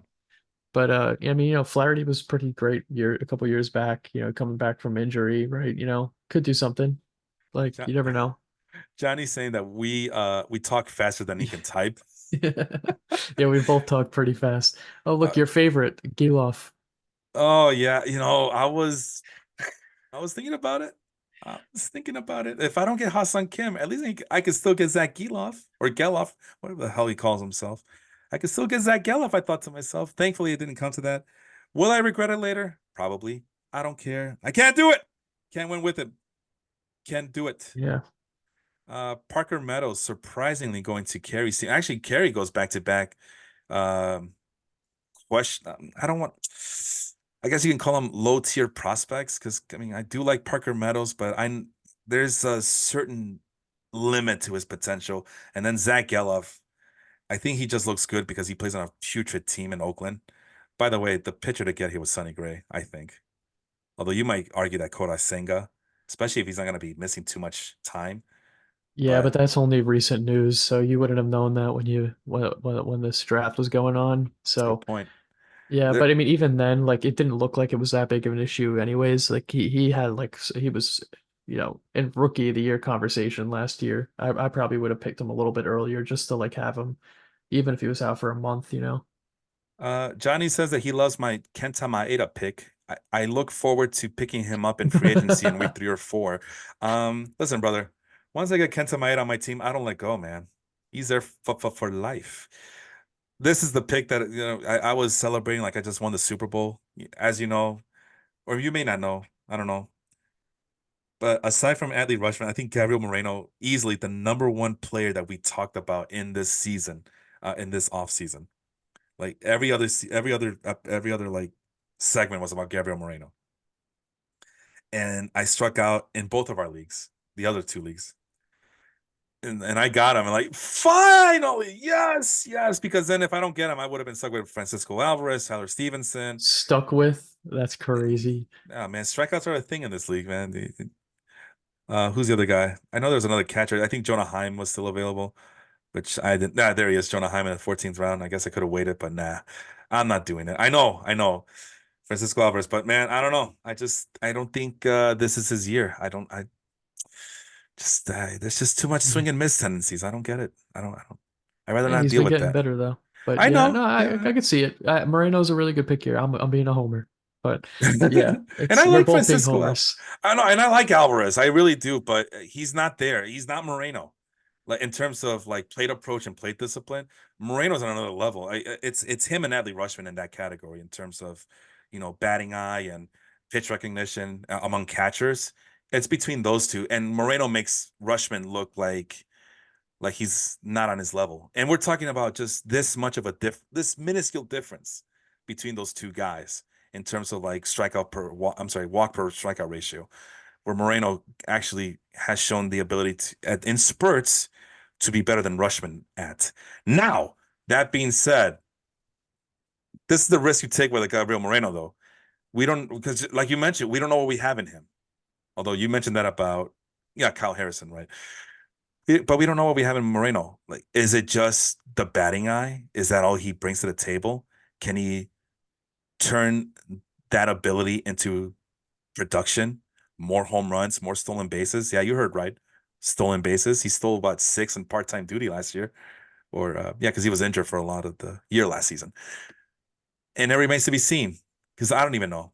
I just know that a guy that young with that much upside, with that maturity at the plate, I think it was worth reaching because I had him ranked below Francisco Alvarez. But when you get to the 12th round and you got 3 or 4 catchers left before you get into that catching dead zone, big boy decisions had to be made. And I already lost out on Gabriel Moreno in my other 2 leagues. I wasn't going to lose out on him this time around. Yep. And I've been big on Francisco Alvarez, but in terms of maturity level at the plate, and I'm pretty sure Alvarez is pretty mature himself, but Moreno's is just on another level. That's my I can see that. and that's my opinion. I mean, people might call me out and say, well, Felipe, you're looking at the wrong numbers. And like, shut up. That's what I say about that. But let's give Francisco Alvarez some shine here because like I said, I do like him, but I think the strikeouts were kind of scaring me off, or at least the projected strikeouts with Ariel Cohen, as Johnny already called me out. Like you just can't solely base it on numbers. Like no, you can't, but it's a good starting point. And we had an episode about that where we talk about the pros and cons to using projections. In spring training, look at that, 32% strikeout rate for Francisco Alvarez. So he's still striking out at a very alarming rate. We do get negative points for strikeouts, It's but fair. but it comes with 25 home run potential, 63 RBI potential, run producing potential. So, but it also comes with a low batting average and low on base percentage. Slugging percentage is really high, Yeah. potentially, as you know, potentially. But at this point, it's about, okay, well, who's going to hurt you less? And I think Moreno's going to hurt me less than Francisco Alvarez. And that's why I did what I did. Max Scherzer going to Kolar's team, the Houston person. There's a pick that you would like, Sean Manaea. That's a typical Robert selection there, I think. He likes those veteran pitchers. Are you excited about Sean Manaea as a Mets fan? How about I'll give you the short answer. I didn't even remember that we signed him until like 5 days ago when I checked my phone. So I guess I'm not that excited about it. But Well, you know, hey, he fills out a rotation. It's better than having Jose Butto make 7 spot starts this year. So I'll take what I oh, could get. absolutely. Anything's better than Jose Butzo, man. Sean was so. I forgot if Sean was just bringing him up as an example of a guy that can bounce back, or if he actually really liked them. But man, I'm like, I you mean, he really looked got. really good this spring. I will say Butto looked very good this spring, but it's spring, so I'm not that high on him. Hey, man, you say it's spring, but you guys are getting excited for that other guy. What's his name? The other pitcher for the Mets. Uh, oh, what the hell was McGill, his name? McGill. No, the other guy. Oh, shame on me. I already forgot the name, but he got brought up in the in our baseball life league, in our baseball life Facebook group, and ever since he got brought up, I see him everywhere now. And of course, I can't remember his name. It's a pretty common name too. I'm looking it up on the roster resource. But Sean Manaea, I think he's going to be a solid contributor to the Mets rotation this year. Yeah, yeah, I see. Jose I Quintana, said he's just Luis. solid. I'm sorry, what? He's just solid. That's it. But you need solid. I mean, with all the injuries you Yeah. guys are dealing with, you need that. Absolutely. Yep. Christian Scott. Sorry, Christian Scott. Right. Okay. Yeah, it looks like he's already listed in the minor league, so it looks like he's not going to be making it to the big league team. But I know that Mets fans in the Baseball Life Facebook group were clamoring that this guy should be the fifth guy off the rotation. But as of right Yeah. now, It's it's Tyler age. McGill. Well, okay. I got Quintana, according to roster resource, and you tell me if the roster resource is wrong, or you tell me how you see it. Jose Quintana, Luis Severino, number two, Tyler McGill, number three, Sean Manaea at number four, Adrian Hauser at number five. What do you think of that rotation? Yeah, that's the one that they announced the other day. I don't know. Okay. I mean, it's the rotation we got right now. Hmm. I think it has like it's very like the floor. It's not too low. Like you have some like, you know, No. solid, kind of, veterans in there. And then you have guys like McGill, Buto, Leo Hmm. Senga that could like really light up a little bit. But you know that if those guys aren't having a good time, you at least have someone that's gonna you could give the ball and you at least know what you could expect from them rather than, have like 4 guys that could go out there. They could get a shutout or they could get blown out. So I think it's okay. I could be a lot happier, but I'm fine with what we have for now. As a Mets person though, I mean you should be okay, even with the guys in AAA that can help out. Like you mentioned Jose Butto. I know he's a little wild, but he's an arm. Like Dave wants to say he has an arm and a knee and a leg. Joey Lucchesi. I mean, I know that he's not the sexiest of names, but he's a serviceable veteran pitcher coming from the left-handed side. And then the big name, Christian Scott, the number 98th ranked Fangraphs prospect, lighting up the radar and striking out guys left and right. So you guys finally, unlike in years past, that was a thing you guys had at a disadvantage compared to a team like the Braves. Although I don't know if this team is actually any more complete than they were last year, but I now see some options coming out of the minor league system for once. Um, Unlike the Braves who were stacked in the minor leagues and they can bring up reinforcements, I feel like the Mets couldn't do it. But just looking at your pitching staff, it looks like this is the first time in a while that I could see some help coming if need be, right? Plus, all the guys that are injured, they're eventually going to get healthy. Kodai Yeah, Senga, David David Peterson. Peterson. I don't know who Max Kranick is, but he has a hamstring, so at least it's not an arm. But he's been out since February, so who knows at this point. All right, let's move on. Let's see here. Well, there's a nice comment I want to read. Johnny, Sean Manaea is still in the league? Yes, sir. Yes, sir. He's been in the league, man. Serviceable pitcher. He's left-handed. He's gonna be in the league forever, right? He's left-handed. He's come out of the bullpen. He starts in the rotation. Don't judge my Cowser pick. I was out of time and beer pressured me. Oh, right. It's a keeper league, I guess. I figured you just this Johnny's the same guy who had like 8 prospects on his team at one point last season. So you talk about tanking. Silly guy. You can't keep all those guys. But we got 2 minor league protected players as well, in case you didn't know, or in case you were wondering. Okay. As you know, we have 5 in our league, so but we get 2 in this league. Okay. Okay, okay, let's move on. Oh, they say that it's going to be a lot of saves for Edwin Diaz, so you should be happy about that. Brian Hayes, JP France, Carlos Estevez, Patrick Scandable, and Chris Morel. I think this is Melvin's last pick. And then he texted me saying, I'm out for the rest of the night. I'm going to let the computer pick the rest of my team. So he went out with a Cubs player. There's Jared Kelenic, and there's my pick, Dalton Varsho, my center fielder. So I told you I was going to wait for center field. So that means I got Dalton Varsho in all 3 of my leagues. Yandy Diaz, Jordan Wicks, Luis Sabrino, there's our Mets player. Eduardo Rodriguez, a couple of days later, he gets hurt. And Reed Detmers. Who do you love here? Um, I think, Yandi's a good pick here. I think you're going to get a lot from him for like how weak first base probably is at this point of the draft. And he's also Tampa Bay, like I already said. You never know what to expect from Tampa Bay people like that. But weirdly, I think like for I want to give like also like a reach pick, but like one that could like really work out. I feel like that now that Kelenic is in Atlanta, he's gonna like now he's gonna be facing the Mets every other week. I think he's that it's gonna be a good change of scenery. Like I think he could really do something this year for a pick this late. That's a pretty good pick to me. But But I don't like Reed Detmers at all. I would say that I don't like that pick to be honest. I actually like Reed Detmers, but I like the Angels rotation this year. But you gotta be very selective with those guys. I know I picked Griffin Canning, and I think I already dropped them because there was better options out there. But I'm not. I will always keep an eye on the Angels rotation now that Shohei Ohtani isn't clogging up a spot in that set rotation. Robert's letting us know that Kelenic is no longer with Mike's team, that now he's on the commissioner's team. Robert has him on his team. So, yeah, I can see Kelenic getting passed around a lot this upcoming season. Uh, Probably. He's one of those y- waiver wire guys, but I don't know. yeah. I see Atlanta. He's facing the Mets. Every ex-Met destroys the Mets. So just play him whenever he's facing the Mets, and you'll get good stats. Even against the left-handed pitchers there, It doesn't matter. The it doesn't the matter. the anti-Mets agenda beats all. Nothing brings a smile to my face than seeing a White Sox fan, Carrie McAttack, picking a Cubs player. I love that. Although I think Carrie's given up on the White Sox too. I see a lot of my White Sox fans giving up on that team right now. 'Cause they're tired of their nonsense. So that was a player you like. The player that I hate, Jared Kelenic. No, I didn't say I uh, liked him. I said it was a good reach. yeah. Former Uber prospect, absolutely.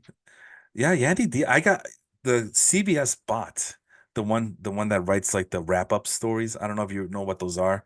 Have Yeah, okay. They trashed me because I didn't get Yandy Diaz earlier. I mean, I didn't get any Yandy Diaz, but I had plenty of opportunities to get Yandy Diaz, and I didn't get him, and they trashed me for it. Like this bot just trashed me for it. Like, who the hell are you, man? It's a human game. It's a human element. Shut up. The player that I don't like, they're all nice picks, whatever. I've been told that I'm too mean, but obviously my favorite pick was Dalton Varsho, so because he went to my team. And as you can see, Melvin's first auto pick was Starling Marte. Like, ooh, no, Yikes. ouch. Even the Mets fan says he doesn't like it. So, Yeah. Spencer Jones going to the Yankee fan, so that's pretty good. I like the AJ Puke selection there by Primo.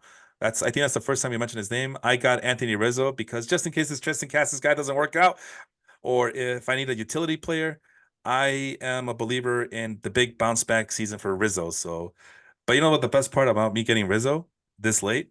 At least I didn't have to reach for him like Melvin reached for Jose Abreu, right? Yeah. Thoughts on Josh Jung? Because I was thinking about him too, but I was hesitating. Um, Josh I Jung, think it's a huge pick this late for third base. yeah. Like especially, I mean, also once again, and this is recency bias with hindsight. He's like, I think they cleared him now. with the injury issues that he was having. Like he's like starting now. Um, he was in rookie of the year conversations before he went down last year, and you're getting him in the 14th round at like a prime position, third base. I think it's a pretty good pick here.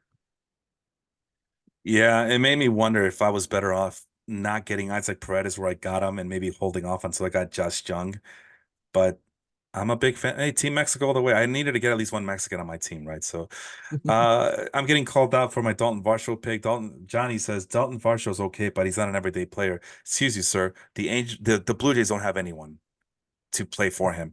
I mean, who are you putting in there? Ernie Clement? Who the hell is that guy? Davis Schneider? I'm not putting a German out in the outfield. Get out of here. Especially one that's supposed to be playing infield.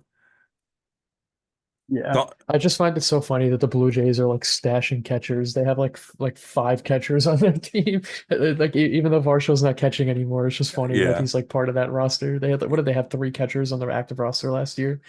And that's with them trading Gabriel Moreno as well. So Yeah. but I would make fun of them along with you, but my Cubs team, they won a World Series with three catchers. Like they insisted on getting three catchers on that team. Because They they were had all like 40 except for Contreras. So no, well, you hold hope you get on three now. catchers.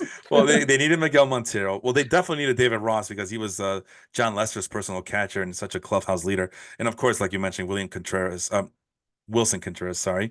Wilson Contreras was the future. And yeah, yeah, I miss Wilson here in Chicago, but I understand he had a lot of shortcomings as well. But no, Dalton Varsho projected to get 26 home runs, 15 stolen bases. The rate stats are still pretty low, but however, they are saying that his swing has been improving. His swing has been improving, and that he's not going to settle for power anymore. He's going to try to hit for average. So there, even though I'm the advanced stats guy, I acknowledge average, meaning he's going to hit for more contact, I hope, and use his speed and take advantage of his speed to get on base and wreak havoc on the base paths and steal more bases and contribute in other ways than just trying to hit bombs. So far in spring training, he has one home run, eight stolen bases, eight stolen bases. Every other game, he steals a base, James. How you like them apples? Yeah. Swinging strike rate is at 6.3%. So that's compared to in years past where it's always above 10%. Swinging strike rate is it's hard to kind of gauge what's acceptable and what's not, but you try to, yeah, and it also depends, right? If you have a slugging hitter on your team, you can live with a swinging strike percentage above 10% because you're getting something, you're getting the production, right? Yeah, he's gonna strike out a lot, but at least he's getting you 30 home runs, and you live and die with that. He's walking. Dalton Varsho is walking more than striking out in spring training, and he has a 286 batting average with a on base percentage of 400 and a slugging of 408. I know it's spring training, but this is a guy who struggled pretty mightily at times. He has the counting stats, but he's not consistent. So all of this spring training stuff, although you're supposed to take with a grain of salt, knowing what I know about him, how he was working really hard on that swing this offseason. But then I'm reminded that Jason Hayward also used to work on his swing all the time, and that never came to fruition either. So, Mhm. but I'm still excited. I've always been a big fan of Dalton Varsho, as you may or may not know, James, especially when he was a catcher. So still hold out hope that he can have a bounce back into his career and become the consistent player that I know he can be. There, I said it. I like the Ryan Pepio pick here. Yeah, he just got announced for the rotation the other day. Good for him, Jack. And then Mason Miller got picked up by Primo. Interestingly enough, Sean got him in our league, and I know that he's a big fan of Mason Miller. Yeah, and he dropped him, I think. Yeah, what's up with that? I don't Yeah, he dropped him this morning, I'm pretty sure. I saw him hit the waiver wire on my phone. know. Josh Lowe, I like that. I like this Josh Lowe pick, man. Yeah, it's a good I, late I pick. I know he's hurt, but that's a top lift. Who got him? Oh, It's Shane only a got him. month. It's only a month, I'm pretty sure. It's not the end of the world. Well, just in case, Shane got Jaren Duran as well, and nice little insurance for the Josh Lowe pick. I'll be honest, I don't know who Walker Jenkins is. Me neither. Let's find out. Anyway, Gavin Stone goes to Primo's team, so there's a little bit of strategy going on with Primo getting these fringe starting pitchers, but with really good stop and high prospect pedigree. There's your guy Tyler McGill. Carey. Been listening to those Mets fans chirping. Yeah, he has a slider now. He's looking really good so far in the I spring. So I heard, I and heard, yeah. and he did start. Listen, everybody forgets. He's just one of those guys. He just like runs out of steam. Like Mm. he starts off so strong and then he just like runs out of energy. If he could just keep it up for for a season, he could be really special. So I never hate on a Tyler McGill pick. Plus he's also like what 6'8". Like I feel like those guys can last a lot longer throwing as hard as they do. Yeah, But then again, Noah Syndergaard, Jacob deGrom, look at them. So I don't know. no, but it's simple. I mean, it's supposed to be simple biology, right? I mean, the bigger the person, and the more, the easier it should be for you to throw that hard. I mean, look at Randy Johnson, and then, well, for every Randy Johnson, you get a Bailey Ober who has really good command, but not very exciting, like electric stuff. But he's not gonna. He has really good control and command of his pitches, though. So, Walker Jenkins is a 19-year-old left-handed hitter for the Minnesota Twins. He's currently in single A, or at least listed in single A. In the 2023 draft, he was drafted as the fifth pick overall to the Minnesota Twins. Good, very good hit tool, but it's still a work in progress. So the upside's there, but currently he's not polished. Same thing with his power numbers, average speed, still working on his fielding, but a future value of 55. And again, this is based on an 80 grade scale, so 55 out of 80. And last year had in the complex league showed very good control of the bat, 2 home runs, 4 stolen bases in 14 games. So um, Johnny's trashing me. Oh my God, too much praise for Cactus in spring training games. That's all we got, man. How else are we supposed to evaluate these players? What do you think these real teams are doing? What do you think the real teams are doing with their players when they see them out there? Well, I don't know, James. You tell me when you were in spring training or doing practice. Well, Johnny also says he played, so maybe he knows too. But you tell me what is the mindset? I mean, how I know that it's just practice, Yeah, but I mean, the what are famous Anthony Imperiali line. it's just practice, you guys. Um, but what do you think coaches are looking for in these exhibition games? I think it's more about like how the player is playing, like how their swing looks, like how they're running, like how they're playing the field, like more than like their stats, to be honest. I tend to just ignore like stats overall for spring because there's so many like factors to that, like pitchers that are not throwing as hard as they can, trying to build up, like the colder weather in certain parts, or like the warmer weather depending on where they're playing. I don't know, it's too many variables Hmm. at play. So I tend to not look at the stats. It's more about like how the player looks, you know. Yeah, yeah. Because I know that I try not to put too much emphasis, but when I hear certain things about certain pitchers, like I'm not gonna name this pitcher because there's too many guys in my league listening in, and I'm worried about you as well. There's a pitcher that was on a podcast that was mentioned in a podcast recently, and he usually throws in the high 90s, but he was only throwing in the mid 90s. But he gave up 0 hits in 5 innings pitched, and he had 20 swing and misses, and his sweeper looked good. And I'm thinking to myself, you know what? I may just get that guy. If I have room on any of these teams, I may just get that guy. I didn't. I went in another direction. But things like that, certain buzzwords, certain little hints that maybe this guy is ready to go, especially for this pitcher in particular.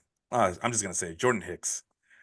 Jordan Hicks, who his whole thing coming into his career, like I could throw really hard. I could throw the ball 104 miles an hour, but he was so inconsistent as a relief pitcher. And now that I think it's the Giants, they're trying to convert him into a starting pitcher, as you may or may not know. And they said that in his last start, he was averaging 95 miles an hour. And they asked the panel, is this a concern to you that when he was starting last year or 2 years ago, his average velocity on his fastball was 98, but now he's in 95? And I'm thinking before they could even answer, it goes, bro, if him throwing 95 means he's giving up no hits and still gaining a lot of strikeouts, sign me up. I don't care that it's spring training. Sign me up right now. So, but unfortunately, I think a lot of people know about him at this point, and the secret's out. But that's an example of how to gauge these spring training games. I'm not saying that you should you should be paying attention because I'm not. But every once in a while, I look at certain things like Dalton Varsho, for example. I know he struggled with the things that I said that he struggled with, making contact and striking out too much. Well, he's keeping control of that this year, and that's and there's something to be said about that, right? Like there's improvements happening. So that's all I'm saying. And that's why I bring up the spring training games, especially because they're available for the stats are available online. You can look at. I'm looking them up on Fangraphs. But anyway, we're almost done here. I promise. He says, Johnny. At least he gives me a compliment. He says that. Oh, actually, yeah. Johnny is giving me a compliment that the Marcel Ozuna pick might be a really good one.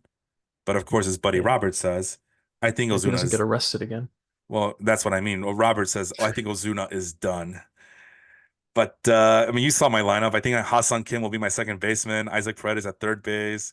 Dalton Varsho in center field. Just in case I need a utility player, I got Marcel Ozuna to be on my pseudo DH spot there. So we'll see if he can do what he did for me last year in the category leagues that I was in and win me a championship in this league.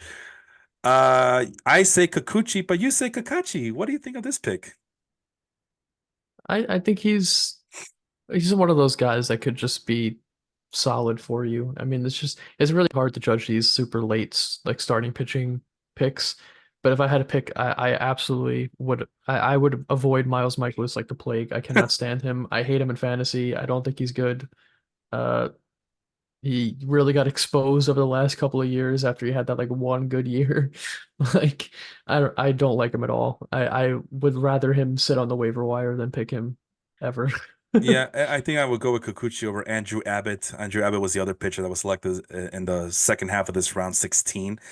Kikuchi, Abbott, or Mikolas, I think. I know people love Andrew Abbott, but he's lacking something. My daughter knocks on the door. That must be bedtime. But I think I would go with Kikuchi here. So yeah, I agree with you on the Mikolas pick as well. I like the. I know I'm always bashing Melvin, but I will give him props for the Bo Naylor pick. But I think that might have given him two catchers. I'm not 100% sure, but I think he had already picked the catcher. Why he picks Bo Naylor, I don't know. You only need one catcher in this league, I think. Last round, Seth Lugo, yes. Ranger Suarez, yes. Eloy Jimenez on the auto pick, maybe. Taj Bradley, this late, I will give it to him. Ty France, that's a boring pick.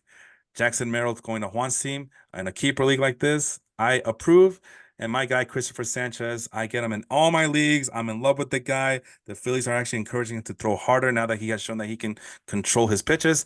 I'm all in on the Christopher Sanchez. You know what the best part about Christopher Sanchez is? He won me two championships last year. Huh? Nice. Huh? So that covers the first half. What do you think of these other picks? Who do you like here in the latter stages of this round 17 here? I feel like for last pick in the draft, Adam Duvall is just that guy. Like he plays like every outfield position. Like he could slot in anywhere in an injury, and he might just hit 4 home runs in a week or something. So like, I think it's a pretty good pick. I absolutely hate Chris Paddock with all of my being, though. Even more than Miles Michaelis, especially now that he's going to be a relief pitcher. So I can't say anything about that pick. But Oh, I thought he made the rotation. He's gonna be the reliever. did he make the rotation? I don't know. I thought Uh, he was. I thought he was in the because I've bullpen been still. I've been checking on that, and it seems like the roster resource for Twins always has Paddock in there. But I also see Louis Varland also have a shot at the rotation, and Varland out was did pretty well last year in spurts, especially if you were in desperate need for pitching last season. It's loading on the other screen, but in the oh, here we go, we got it. Okay, your Twins rotation: Pablo Lopez, Joe Ryan, Bailey Ober, Chris Haddock at number 4, and your SP5, Louis Varland. So there Okay. you go. And they got a lot of injuries too, mostly to their bullpen, so they're in deep trouble. I can see why people don't like the Twins. But Adam Duvall being there, so you were very high on Jarred Kelenic. You're not worried that Duvall is going to steal at bats from Jarred Kelenic? Yeah, I mean, I'm not, I'm not. I wouldn't pick up Jared Kelenic as your starting left fielder or right fielder, or center fielder. I wouldn't pick him up as a start at all. I think he's one of those guys like, you put him in the reserves, he might be something, he might not. Maybe you drop him in a month, but like, you know, going to Atlanta, playing the Mets all the time, like, past prospect. I feel like that's just the kind of place he's gonna thrive, and Hmm. Adam Duvall is probably going to get most of the at bats, but I think I only see Kellenic as like that reach that like might really just come to be something, but you never know. You could always just drop him. Duvall is The safe. Yeah, the Ethan Salas is a interesting pick because you know how I feel about catching prospects, but lately these catching prospects have really blown me away with how good they can be. Your Yanier Diaz's, Ivan Herrera's, Gabriel Moreno's, Adley Rushman's of the world.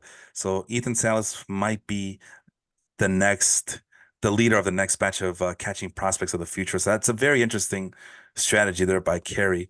I like this one of the rare picks from Melbourne that I actually enjoy. Edouard Julien from the Minnesota Twins. The reason that there's no Luis Arias or Jorge Polanco on the Twins anymore is because they've been trying to free up space for Edouard Julien, and that's really the best part of having him around is I get to say his name like that. And that's the draft. That is 17 rounds. I mean, I also made a roster page, and of course, my computer goes haywire. They're asking me what CBS gave me as a grade. I told you that the bot um, talks when you're not looking, and of course, now that I'm looking for it, I can't find it. But I think they gave me a B, B for boy. Ah, there Would it it is. would have given you an S or an A plus if you got Yandy Diaz. Oh, absolutely. Oh, here, let me show you. Yeah, I hope CBS doesn't come back and say, "Hey, that's a copyright infringement or a copyright violation." But they love my Eflin, my Ha-Sung Kim, and my Xander Bogaerts pick. But obviously, the fact that where'd it go? Uh, ah, you had the fifth easiest path through the draft. I don't know what that means. You had the chance to pick players like Yandy Diaz, Joshua Lowe, and Edouard Julien at points in the draft where our projections suggested they shouldn't have lasted. And let's see. Oh, they trashed Melvin for the Yeah, Jose the Jose Abreu pick. Abreu. Yeah. This is a Uh, serious reach. Like it's not just a reach, a serious reach. Your best pickup of the draft, Felipe, was Zach Eflin, who we thought should have been selected around the 23rd pick, but you got him with pick number 48. It's called skill there, young James. and you call However, Bryce Miller a dud. they're wrong. They're completely wrong. Bryce Miller comes with a 97-mile-per-hour fastball, so they can eat a fat one. But it's a keeper league. That's the other thing they don't recognize. It's a keeper league. If I don't get him, someone else will, right? So yeah, and then they're making a big stink about, hey, you get to face the guy who drafted Yandy Diaz first, and he's gonna make you pay for not picking him. Like, no, I got Tristan Cassis, I'll be fine. But there's Johnny, of course, not a surprise that he got an A plus, and the only team to be projected to score more than 300 points when you have like 20 picks in the first 5 rounds, you should be able to be that high. Primo gets a B plus. He always does well in these things. Balls out. That's Mike's team. That's the Angels fan that you were asking about. You were wondering if he was a Dodgers fan. No, he's an Angels fan. He got a C plus. Oh, I got a solid B for B, to be or not to be. C plus for my friend Carey. D plus for Juan. I mean, when your first pick is in the fifth round, you're gonna suffer. The auto pick. Uh, CBS gave Austin a C, even though CBS Autobot was the one who picked all the picks for him. I don't get it. Tim, though, also on the Autobot, got a B. Shane, the reigning champion, got a B minus. Melvin got a D plus, of course. Not surprised there. The commissioner got a C plus for being a really good commissioner. C is for commissioner. Finally, the guy from Houston got a C minus, and also the lowest amount of points. So there you have it, man. What else they got for? Oh, okay. So here's the other thing that they got. They differentiate between hitters and pitchers. I got an A plus for my hitters and a B plus for pitchers. I disagree. I thought my pitching is pretty damn good. I would flip flop those grades, but I got an A plus in something, right? Where did Johnny go? Because I guess he's the competition. He got a B for his hitters and then a solid A for the pitchers. So in points leagues, as Scott White of the CBS podcast would say, pitching is king because those wins they do add up. James, any questions? Last words? Does this make you want to do a points league next year? What are your thoughts on this league so far? I think I'll stick with my categories, but points is very interesting for a future fantasy league that I might play in. But I definitely like my categories. I've been thinking of starting a second points league just to see if I'm still good at it because this league has been a very humbling experience. Before I joined this league, I was killing it, and I was a teenager thinking I was hot shit, and I was killing it in every points league I was ever in. And then I get with these guys, and I recruited most of these guys, like just a teenager just going up to these random 30-year-old, 40-year-old crusty old men. Like, hey, you want to play in our league next year? It's only $22 or whatever the price was. And yeah, guys like Robert, Johnny, and Primo, they all knew me as a pup, and now I'm a 40-year-old dad.